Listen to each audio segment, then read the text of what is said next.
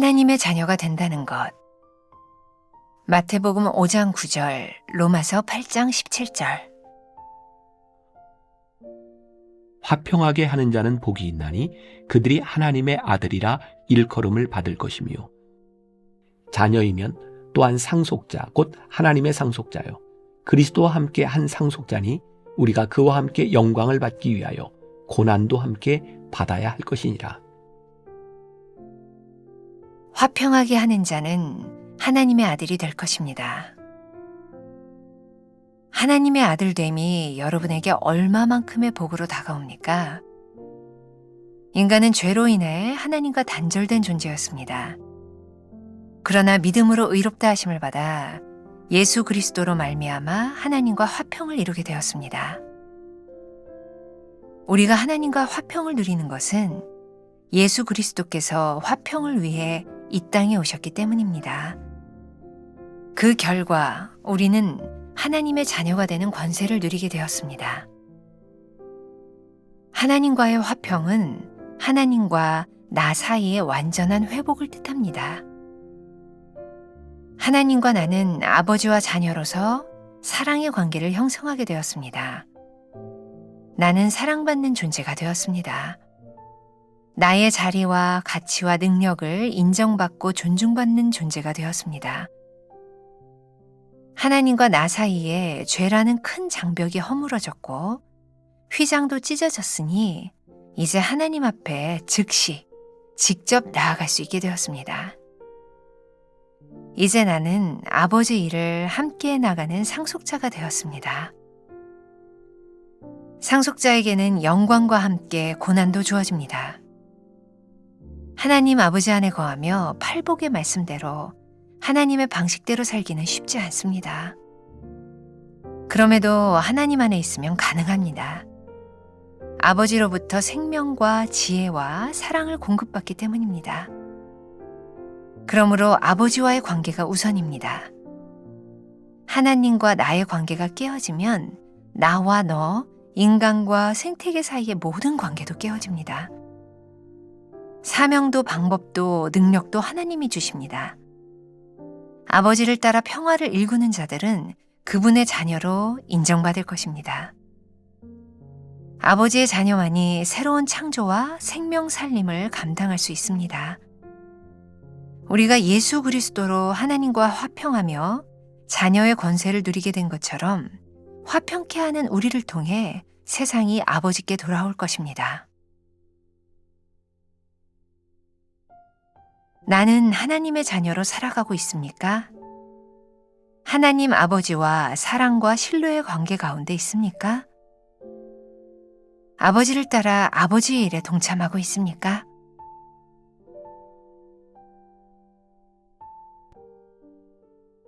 오늘은 3월 24일입니다. 하나님의 자녀가 된다는 것. 자, 팔복 말씀 중에 화평케 하는 자는 복이 있나니 하나님의 아들이라 불리움을 받을 것이며. 자, 화평케 하는 자가 하나님의 아들이 된다. 그리고 오늘 여러분들 마음 가운데 내가 하나님의 아들이 되는 것, 하나님의 자녀가 되는 것이 큰 축복이구나. 이게 우리들에게 고백되고 느껴질 수 있어야 우리가 또 오늘 화평케 하는 자의 삶을 살 수 있지 않겠습니까? 하나님의 아들이 된다고 하는 것은 아들됨의 권세를 누린다고 하는 것이겠죠. 자, 오늘 말씀을 시작하면서 제가 인트로로 제가 썼던 글을 여러분들에게 한번 좀 읽어 드리려고 합니다. 이제 제가 자주 하는 말이라 여러분들 이상하지도 않죠. 제가 써놓은 글이지만 다시 보면 참 좋을 때가 있어서 여러분들과 함께 이 글을 잠깐 나누고 이 말씀으로 들어가려고 합니다.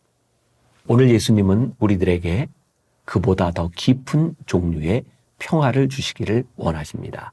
단순히 우리가 원하는 갈등 없는 상태에 머무르는 것이 아닌 새로운 관계의 평화입니다. 단순히 환경에 의해 주어지는 것이 아닌 위로부터 오는 초자연적인 능력, 즉 성령의 능력으로부터 오는 것이죠. 잔잔한 호수를 보면서 느끼는 감정이 있습니다. 참 잔잔하다. 그런데 이러한 잠잠함은 돌멩이 하나만 떨어져도 깨지고 파장이 오래가는 것을 알고 있으시지요. 과연 우리들의 인생에서도 잔잔한 호수에서 느끼는 것처럼 바람도 불지 않고 외부의 어떤 영향도 받지 않는 그런 평화가 가능할까요?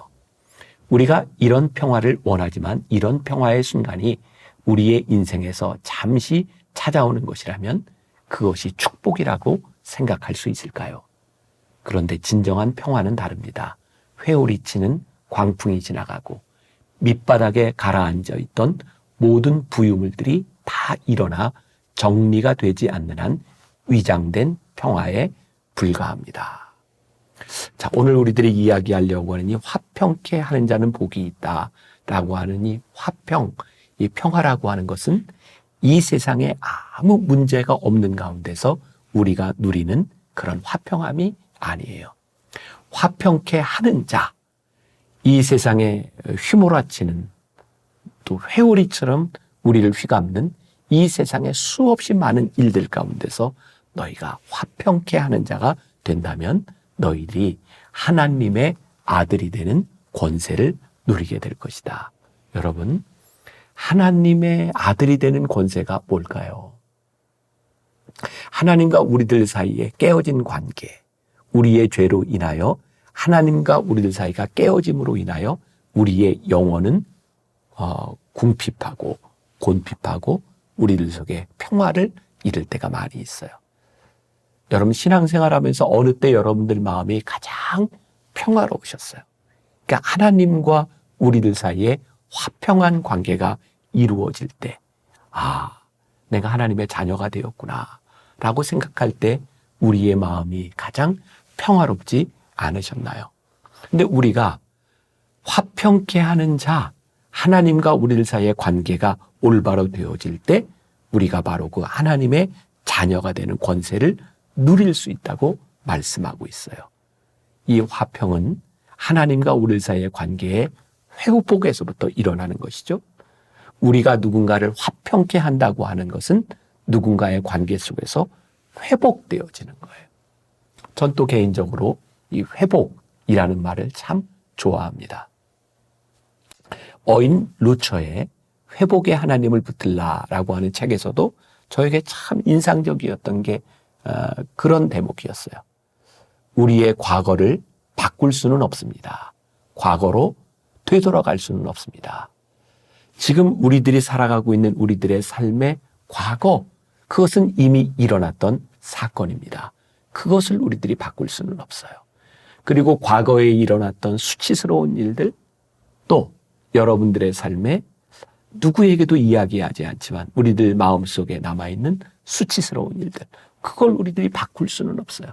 그런데 하나님이 그것을 바꿔주시는 것이 아니라 그것을 회복시켜 주시겠다고 말씀하고 있어요. 깨어진 관계를 회복시켜 주시겠다고 말씀하고 있어요. 이 회복을 경험하는 자들이 하나님의 아들이 되고 하나님의 아들이 된 자들이 하나님과 우리들 사이에 화평함을 누리게 되는 거죠. 제가 미국에서 공부할 때 그 예배를 마치고 나면 목사님들이 이렇게 축도하면서 했던 말씀이죠. Go and peace. 가서 평안하라. 부활하신 예수님께서 제자들에게 나타나셔서 하셨던 말씀이 뭐냐면 평안하뇨. 하나님과 우리들 사이에 회복된 관계 속에서 우리들에게 나타나는 가장 중요한 표징이 있다면 바로 평안이에요. 화평케 하는 자는 복이 있나니 하나님의 아들이라 일컬음을 받을 것이며, 하나님의 아들이 되었다고 하는 것은 하나님과 우리들 사이에 화평을 누리고 있다는 거예요. 버려진 자식은 권세를 누릴 수 없어요. 내가 누구의 아들이라 해도 내가 버려진 자식이면 그 권세를 누릴 수 없어요. 우리가 하나님의 아들이 되었다고 하는 것은 하나님의 아들 된 권세를 누리는 것이겠죠. 여러분들 책에 묵상집에 보면 두 번째 문단에 하나님과의 화평은 하나님과 나 사이의 완전한 회복을 뜻합니다 라고 되어 있어요. 여기에 주목하고 싶은 단어가 완전한 회복이에요. 가끔 우리는 이 화평, 평화라고 하는 것을 그렇게 오해할 때가 있는 것 같아요. 그냥 놔도, 덮어도. 근데 진짜 화평과 평화라고 하는 것은 그냥 묻어둔 것이 아니라 관계의 회복, 해결이 되어야 되는 거죠. 무엇보다 하나님과 우리 사이에 막혔던 담이 허물어지는 우리의 죄의 문제가 해결되고 깨어진 관계가 회복되는 것, 그것을 경험할 때 진정한 화평, 평화를 누리게 되는 거예요. 오늘 또 저와 여러분들에게 도전을 하자면 또 오늘 우리의 일상 가운데서 깨어진 관계, 우리들이 누리지 못하는 그 불안함, 그 화평을 누리지 못하고 있다면 하나님 그냥 그것을 덮어두는 것이 아니라 오늘 그것을 해결하는 하루가 되었으면 좋겠습니다. 오래전입니다. 제가 미국에서 공부할 때 청년들을 지도한 적이 있었고 제가 한국에 와서 사역을 하는데 어느 날 갑자기 미국에 있던 청년 둘이 남녀가 저를 찾아왔어요. 목사님, 결혼 주례를 해주세요. 뜬금없는 얘기에 왜? 무슨 일인데? 우리 부모님이 허락해 주시지 않아요. 그래서 결혼하려고 여기 한국으로 도망왔어요.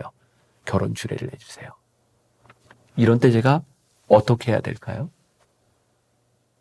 제가 그 두 사람에게 그런 이야기를 했습니다. 그래, 내가 너희들 결혼 주례를 해줄 수 있어. 그런데 너희들이 결혼 주례를 받기 전에, 결혼식을 하기 전에 부모님의 허락을 받고 와. 지금 당장은 이렇게 해야 문제가 해결되는 것 같지만 부모님과 회복되지 않은 관계 속에서 결혼을 한다면 그 결혼과 관계가 과연 행복할 수 있을까요? 사실 우리들은 많은 부분에서 싸우지 않기 위해, 누구와 대립하지 않기 위해 난 이렇게 할 거야 라고 생각하지만 그 대립하지 않는 그 관계들이 과연 우리들의 삶의 화평이라고 말을 할 수 있을까요?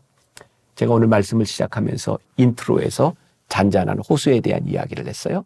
아무도 나를 건드리지 않고 바람도 불지 않고 돌도 떨어지지 않는 그 화평함과 잔잔함이 진짜일까요?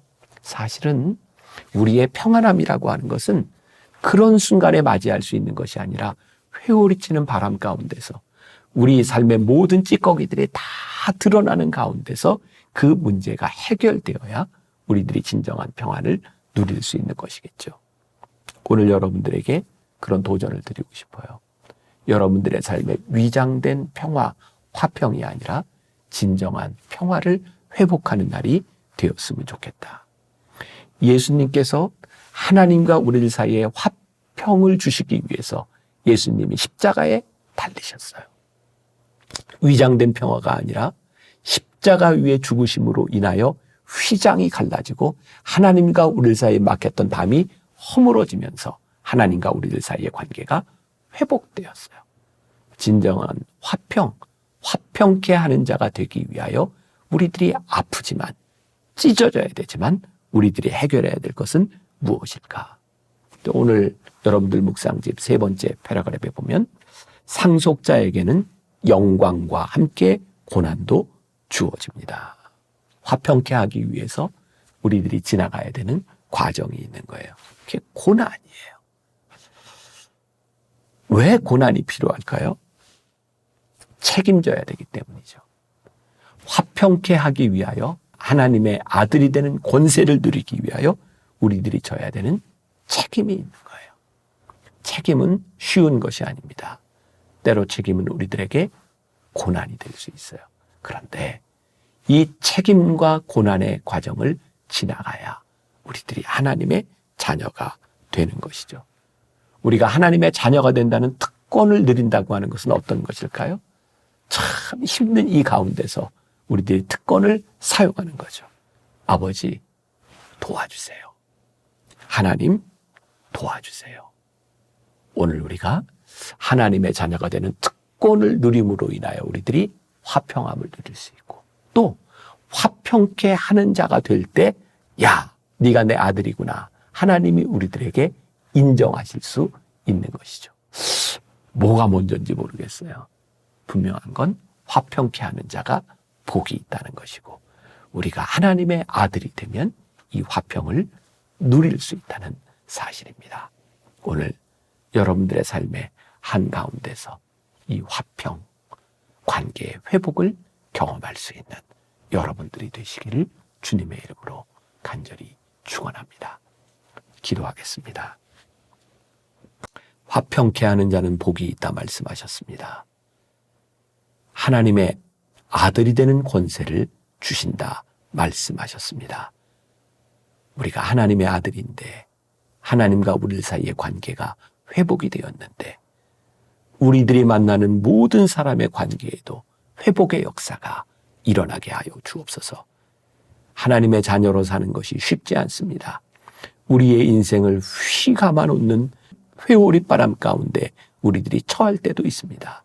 그러나 하나님 자녀된 권세를 가지고 우리가 하나님께 기도합니다. 하나님 도와주세요. 하나님 우리와 함께 해주세요. 오늘 우리들의 삶에 화평을 만드는 일들이, 하나님 자녀된 권세를 누리는 일들이 일어나게 하여 주옵소서. 예수님의 이름으로 기도했습니다. 아멘.